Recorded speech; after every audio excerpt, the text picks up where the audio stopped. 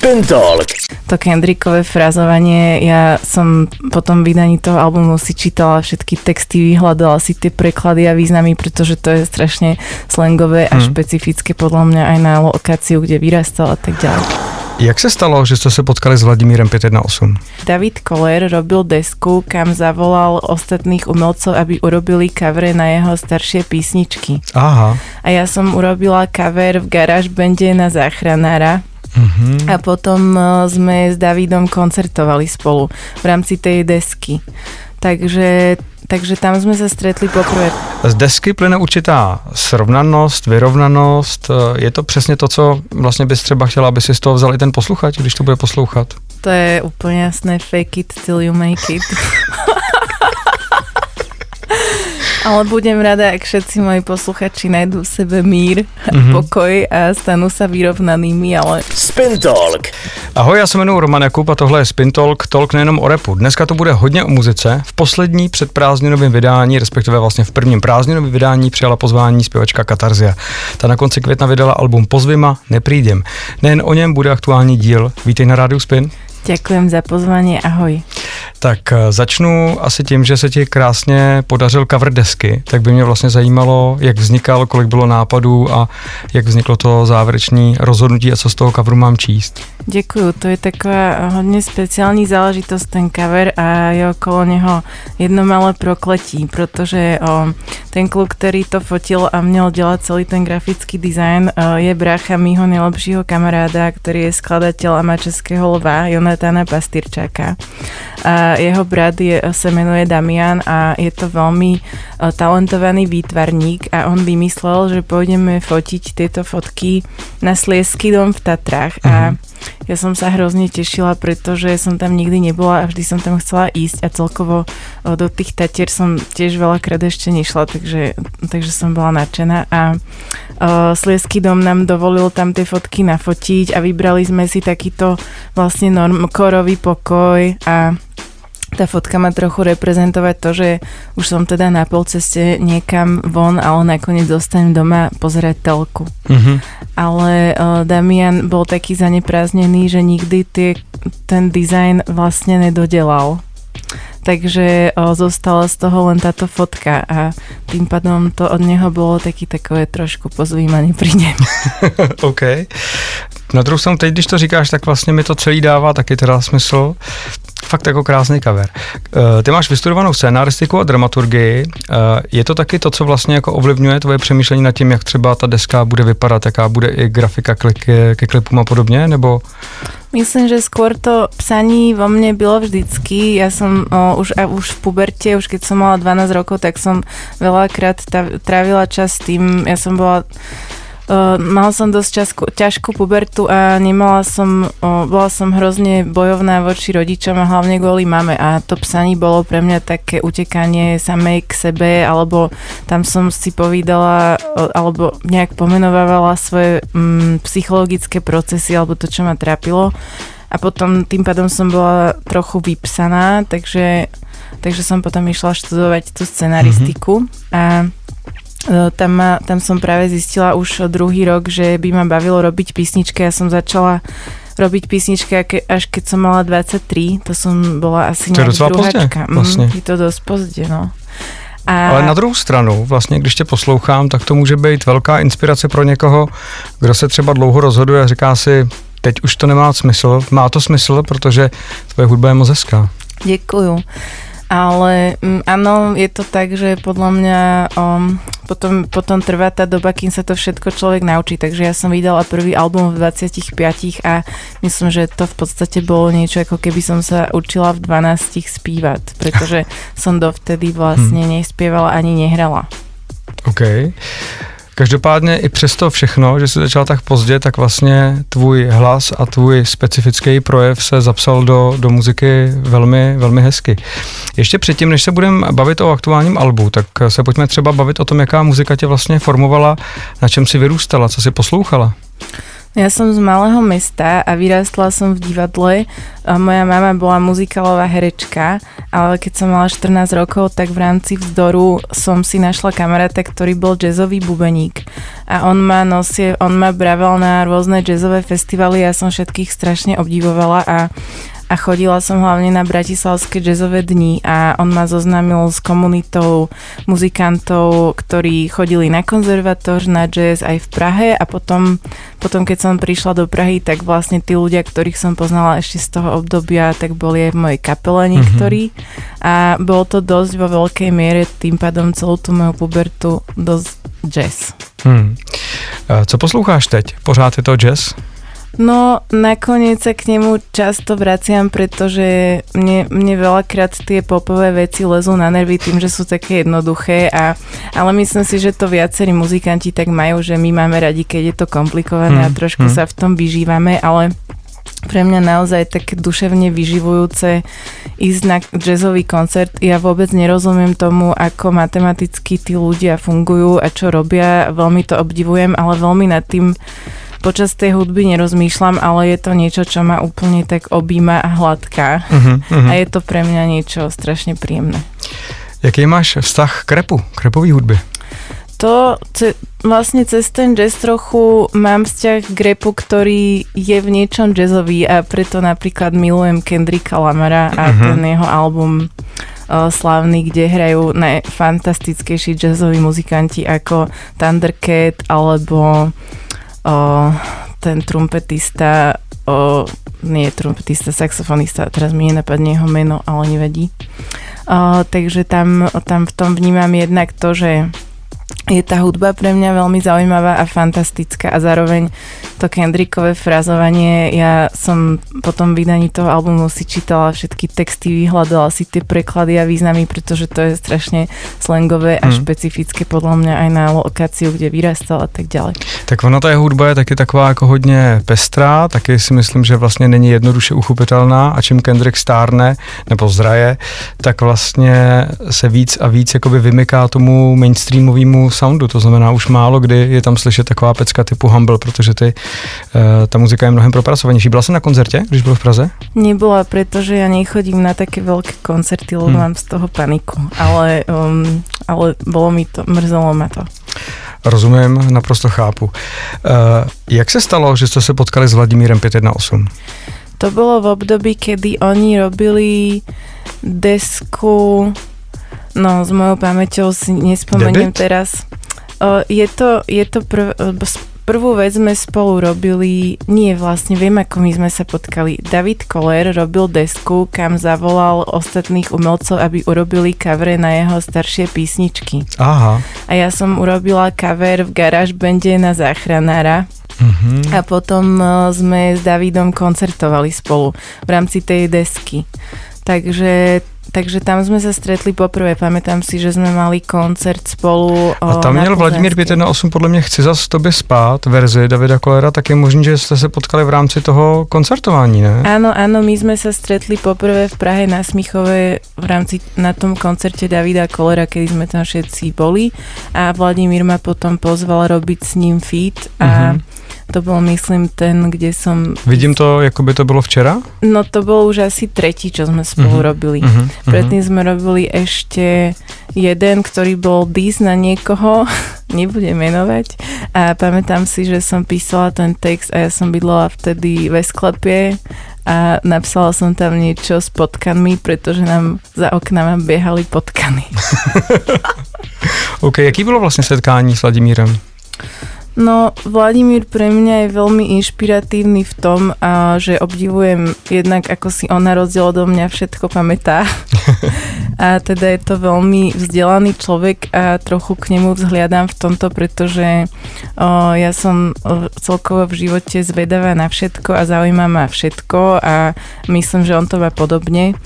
a mali sme vždy veľmi zmysluplné a výživné konverzácie a tiež to psaní s ním bolo pre mňa veľmi zábavné, pretože rozmýšľa veľmi do hĺbky a v rámci nejakých kontextov a tak, takže to bolo pre mňa vždy super.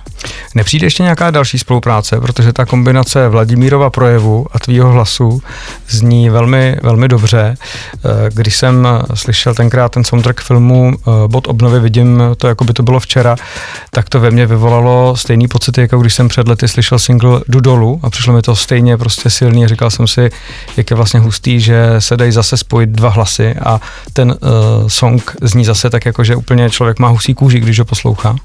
Tak to ďakujeme. Myslím, že vo veľkej miere je to zásluha aj Majka Trefika, ktorý urobil ten beat, ktorý je podľa mňa fantastický a zároveň Vladimír veľmi dobre napísal ten text. A my sa pořád bavíme o tom, že niečo budeme spolu znova písať, ale ja som bola zaneprázdnená teraz albumom a Vladimír sa teraz venuje hlavne výtvarnému umeniu. A potkať sa je niekdy ťažký a taký ja vlastne čakám, kým dostanem nejaký nápad, ale čo nie vždy sa mi darí. Ale bavíme sa o rôznych témach a chceme písať rôzne veci, akurát sa musíme potkať a opravdu to udělat. Tak vám držím palce, aby se to podařilo. Věřím tomu, že by nejeden fanoušek Vladimíra nebo tvůj fanoušek zaplesal. No ďakujeme. Jak bys charakterizovala hudbu, kterou děláš? Podľa mňa je to takový denníček a zapisování našich medziľudských vzťahov, ktorý je aplikovateľný na životy rôznych ľudí. Ja neberiem to tak, že je to o mne, ale príde mi, že skôr je to o nás všetkých vo veľkej miere. A taky je to hodne spoločensky kritická hudba. Snažím sa do toho dostávať rôzne témy, ktoré sú v súčasnosti ma trápia alebo sa nimi zaoberám. A čo sa týka tej hudby, keď to oddelím od toho textu, neviem, či to je vôbec možné, pretože ja to vždycky píšem už s tým textom a je to pre mňa hrozne zásadné a najdôležitejšie. Ale je to niečo medzi elektronikou, jazzom, popom a občas folkom, myslím si. Takže ty si autorkou i hudby, i textu. Áno, ja pracujem v Abletone, čo je teda hudobný program a posledné roky robím sama tie beaty a všetko od začiatku poskladám a potom to robím s kapelou alebo s producentami, ktorí mi ešte pomáhajú vylepšiť ten zvuk alebo to takto robievame spolu. A na tejto poslednej deske sme písali veci aj s mojim klaviristom, ktorý je zase skvelý v nejakých harmoniách a posunul to zase niekam inam. No, k tomu se ještě dostaneme, tam je že několik verzí, nebo jedna písnička tam má klavírní verzi, která zní jako najednou velmi silně. Dostaneme se za chviličku k nový desce. Na Waveu si řekla, že písničky děláš, protože jsi měla problémy se vztahy. Pomohlo ti psaní a jak případně? Je to pre mňa také, to psanie je takové pomenovanie si vecí, ktoré žijem a tým, že to napíšem, tak to v sebe uzavriem a aj sa tým trošku posuniem ďalej a zároveň je to pre mňa dosť také liečivé. Máš pocit, že to psaní písniček třeba ti pomáhá víc než terapie? No, to by som netvrdila, pretože v terapii pracujeme intenzívne na konkrétnych veciach, o ktorých nevždy chcem písať, pretože taký nechci, aby tá hudba bola jenom heavy shit. Ale to psaní je pre mňa taká aj radosť, terapia je často nejaké utrpenie. Máš pocit, že utrpení, který ale dlouhodobě vede k tomu, že se cítíš líp, předpokládám. Presne tak. Máš pocit, že jedna část toho je, že se z té písničky vypíšeš a je to uzavřený, nebo k tomu potřebuješ i to, že tu písničku pak prožiješ na té stage? No, ono často už potom na tej stage sú tie moje vlastné interpretácie rôzne, pretože niekedy sa deje, že niečo spievam a napísala som to pred 2 rokmi a bolo to o niečom úplne inom a už sa ma to nedotýka, ale zrazu možno v ten deň sa mi stalo niečo a čím sa mi to úplne inak zase prepíše a dotkne sa ma to, ale v tomto asi už som taká trochu odolná, ale je jedna pesnička, ktorá je o mojej babičke, ktorú mám a moja babička, keď som tú pesničku písala, tak ona potom zomrela za pol roka a to bolo pre mňa hrozne ťažké tú pesničku spievať a Často som musela som vedome počas spievania tej pesničky si hovoriť nejaké vtipy. Alebo proste som to spievala, lebo ten mozog sa počas toho spievania na pódiu dá rozdeliť na rôzne časti a v jednej... Takže nějaký jakoby metapozici, kdy si přemýšlela nad nějakýma šťastnýma událostma a pak z reálu z tebe šle text té písničky. Ako úplne úprimne, keď môžem povedať, to bolo pre mňa tak ťažké, že som musela vyťahovať fekálny humor. Hustý. Pretože... Nebylo by jednodušší tu písničku třeba nějakou dobu nespívat? Asi áno, ale ja som ju chcela spievať, pretože sa mi strašne líbila. A vedela som, že holky u toho taky brečí a to mne na tom bavilo. Tak hudba evidentně jako prostě může pomáhat i tomu posluchači, když se v ní najde, to je jasný. Jaký témata ve svých trecích ráda řešíš a jakých se třeba ještě nedotkla, protože na to prostě ještě nepřišel čas? No ono nie vždy sú tie moje posledné písne o mne alebo o tom, čo zažívam. V poslednom čase sa snažím tak účelne proste psať. Takže dosť často si zoberiem nejakú literatúru alebo knihy alebo čtu Respekt a tam si vyberú, co mne zajíma a jak o tom přemýšľají ostatní ľudia. Mm-hmm. Takže mňa hlavne zaujíma ma sociológie a pretože to súvisí s tým, že sú to v podstate vzťahy, ale je to v niečom aj nejaká veda. Takže trápí ma samozrejme ženské témy a také veci, tak ktoré... Tak to je plná ta poslední deska. No, presne. Když jsem tady měl před lety asi zhruba loni touhletou dobu Mata 213, tak jsem se ho vlastně ptal, kolik procent těch textů je on sám a kolik procent jsou ty příběhy, který třeba takhle někde jakoby sosá nebo chce jakoby otevírat. To je jedna talentovaná bestie, u ktorej nikdy nevíme, jak to má, protože ten píše, jak tvrdí, 300 tracků ročne. Takže podľa mňa si hodne vymýšlí a ešte to, čo nám řekne, jestli je to pravda nebo nemůžeme věřit. Dobře. A jak to máš teda ty? Kolik procent těch tvých tracků seš ty a kolik procent je to tá bestie? Ja sa s tým, v poslednom čase sa s tým celkom hrám a snažím sa tam tiež psať si nejaké svoje role a často idem proti tomu, čo si myslím, takže napríklad v tej pesničke Pozví ma neprídem, hovorím, že nebudem milá a že som pokazená a ponurá, ale to je taký môj problém, že ja som strašne milá k ľuďom a sama si tým leziem na nervy, pretože je to nejaká moja vnútorná obrana a vlastne sa s každým snažím byť kamarátka, alebo niekedy som až taká naivná v tom, že som aj milá k ľuďom, ktorí si to nezaslúžia. A proč to tak máš? Je to podľa mňa nejaký problém so sebavedomím.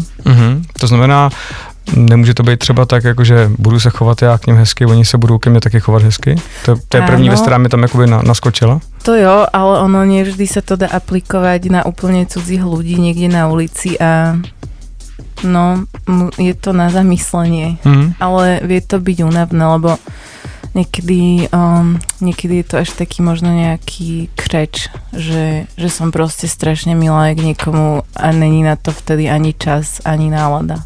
A co bys potřebovala teda? Potřebovala bys být drsnější k lidem? Nie, ale asi sa dostať do nejakého stavu, kedy nemám stále pocit, že musím všetkým vyhovieť a každý ma musí mať rád. To je docela dobrý zvedomění, teda si myslím. Áno. Jak vzniklo tvoje jméno Katarzie?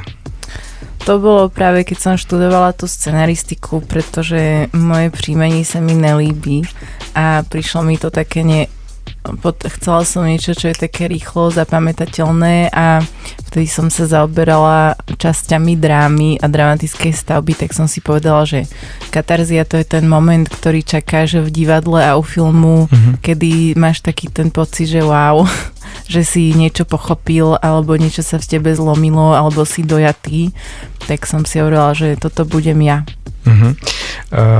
Prožila katarzia katarzy? Áno, ale v poslednom čase už často nie. A práve to snažím sa nájsť nejaký nový životný spark, nejakú iskru a nájsť niečo, čo ma zase bude strašne baviť, že taká som nejaká trochu vypnutá v poslednom čase. Dostáváme se k tvojí nový desce, krásní texty, dobrý beaty. Co bys chtěla, aby ten, kdo si tu desku poslechne, si z toho odnesl? No, tak to podľa mňa mi umelci moc nerozmýšľame.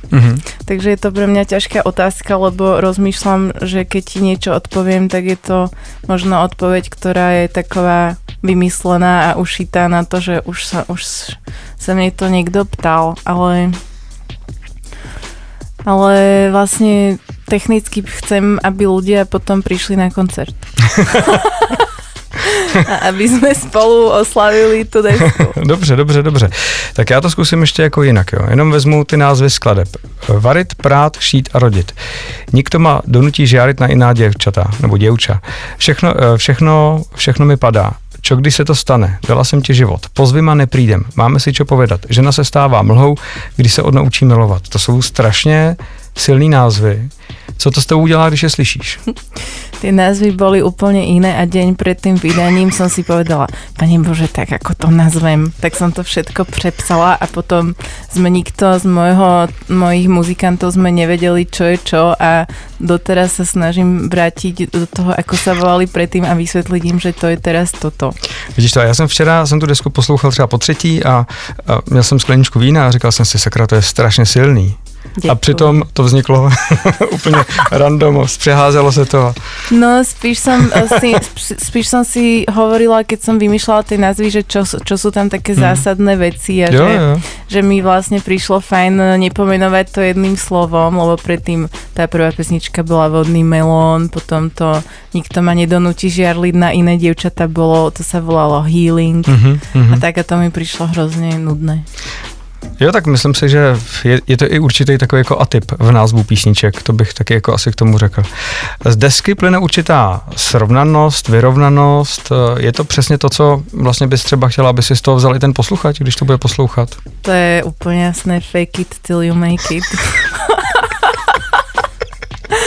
Ale budem rada, ak všetci moji posluchači najdú v sebe mír a pokoj a stanú sa vyrovnanými, ale... Takže jinými slovy, u tebe se odehrává bouře, na desce se odehrává přijetí. No, u mňa sa už asi taky neodehráva taková bouře ako kdysi, ale určite starnem a blížim sa k dôchodkovému veku, takže nejaké smíření s určitými vecami je na mieste. Pokud někdo bude utíkat k tvojí desce do bezpečí, protože ta deska to de facto vytváří, i když teda jsme si potom teďka řekli svoje, tak kam utíkáš do bezpečí ty? Moje obľúbené miesto je môj pokojíček, kde spím a najradšej som doma a keď nikto nevidí, že ležím v posteli aj cez deň. Dobře. Je těžký přicházet v hudbě pořád se stále novýma nápadama, ať už v podobě textů nebo v podobě beatů, protože ta tvoje hudba je barevná. Ono pre mňa je ťažké skôr nachádzať znova ten drive na to, aby som si k tomu sadla a začala psať, pretože ja čiastočne delám aj svoj management a teraz počas toho vydávania desky, tak som to celé robila sama, aj keď vydávam to s vydavateľstvom Slnko Records, ale ja organizujem tú výrobu vinilov, aj grafiky, aj všechno a v podstate na sebe pozorujem takové trošku vyhoření v tom, že ma hrozne otravuje robiť tie produkčné práce a je pre mňa ťažké sa sústrediť a znovu si sadnúť k tej hudbe, pretože pol dňa riešim nejaké manažerské a produkčné záležitosti. Takže by som potrebovala strašne zase takový hyperfokus a zavřít sa a keď už si k tomu sadnem, tak je to pre mňa zábava a veľmi ma to baví, len tiež mám na seba dosť vysoké nároky, takže nie je to ako kedysi, že napíšem pesničku za hodinu a je hotová, ale teraz napíšem spoustu textu a potom to po sebe editujem a vyhadzujem a píšem to ešte počas toho, ako robím frazovanie a melodie. A do toho ešte řešíš vinily a covery a klipy a koncerty a to je až skoro... A peníze. Co jsme pochopili, protože cílem je poslechnout si desku a přijít na koncert. Hned mi to tam naskočilo. Áno. Co si s prací na této desce odškrtla? No, vlastne som skúšala rapovať a bolo to pre mňa dosť veľká výzva, pretože príde mi, že často v tom rape sa schovávajú ľudia do takej pózy a hlasovej a do afektu a strašne som sa tomu chcela vyhnúť a ono to tam strašne sklzá. A tie dve veci, kde teda spíš bych řekla, že mluvím víc než repujú, tak som to hľadala dosť dlho a aj rytmicky bolo pre mňa ťažké nájsť nejaký vlastný rukopis v tom používaní tých slov bez spevu.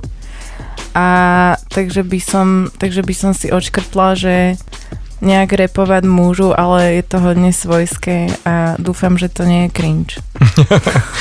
Na mě to tak nepůsobilo.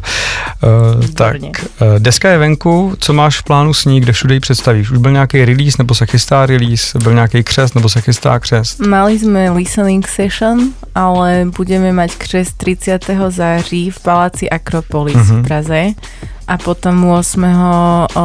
října v Brně v kabinetu Mus a k tomu je celá taková malá tour a niektoré tie koncerty hráme s kapelou a niektoré hráme iba s klavíristom v akustické verzii. To je hezký. No, to ten klavírista, to já jsem ujetej na klavír, takže prostě akustika s klavírem je prostě úplně wow. Já taky. No tak jo, tak já myslím, že to máme za sebou. Ještě jednou blahopřeju k novému albu, ať se daří tobě i desce. Děkuju a budu moc. se někdy příště těšit třeba tady na Rádiu Spin. Děkuju. Hezké léto. Hostkou aktuálního vydání Spin Talku byla zpěvačka Katarzia. Děkuju, že posloucháte Rádio Spin, děkuju, že posloucháte Spin Talk. Od Majku Rádia Spin se loučí a hezký večer přeje Roman Jakub. Roman Jakub a jeho host. Spin Talk každý čtvrtek a sobotu od 7 večer na Rádiu Spin.